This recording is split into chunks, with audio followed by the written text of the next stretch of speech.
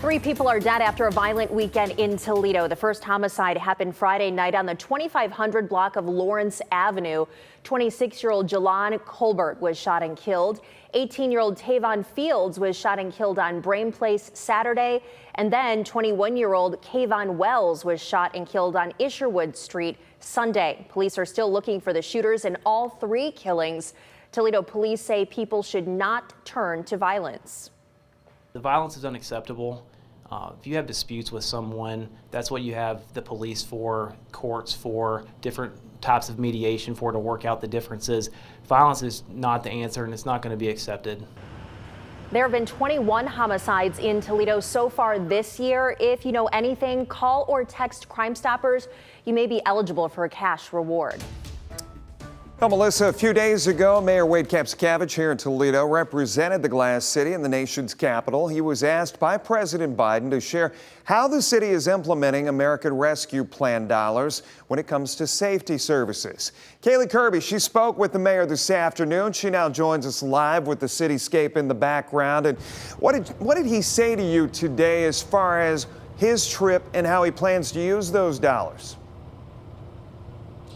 Yeah, Jeff, the mayor says the White House wants this money to be used on public safety, and Toledo was recognized for how it is using this government funding. But the mayor says there's still work to be done in Toledo. This comes after 3 more lives were lost to gun violence since Friday.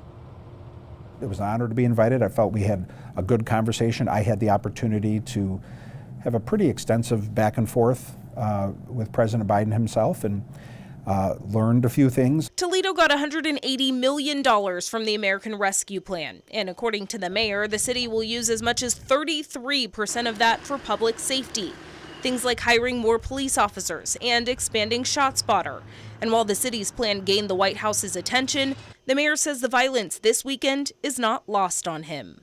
I'm aware of the disconnect of me being invited to the White House to celebrate Toledo's strategy of how we're using ARP dollars on public safety, and how disconnected that feels from the reality when here back in Toledo last weekend we had, two more terrible events. The mayor says he recognizes how hard it is to reduce the violence, but says it starts with the people involved. What's happening in Toledo this year is 100% of these cases, not most of them, all of them, have been retaliation or revenge for some other real or perceived misdeed. But he says he used the visit as an opportunity to hear from a dozen other mayors and police chiefs about what they're doing to reduce violence and homicides, like the city of Detroit, for example.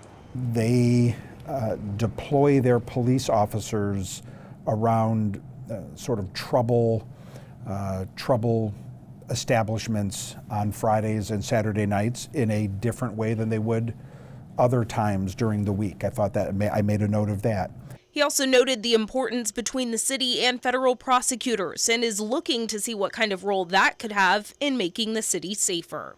If there's a way that we can collaborate with federal officials and maybe charge one of these folks who are causing the violence with a federal crime, that is not only a better deterrent, but also could mean that that person faces a stiffer punishment than he or she otherwise would. Now, from this meeting at the White House, the mayor says he plans to talk with Chief Kroll, city judges, and a few other key people who could be helpful in decreasing the city's violence. Reporting live in East Toledo, Kaylee Kirby, WTOL 11.